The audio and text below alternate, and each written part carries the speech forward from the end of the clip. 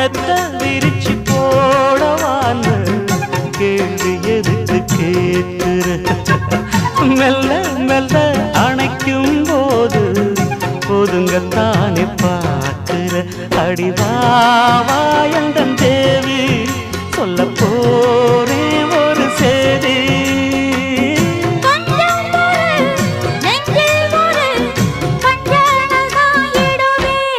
நானாத்து மேட்டு தோப்புக்குள்ள அடி அந்தி சாயும் நேரத்துல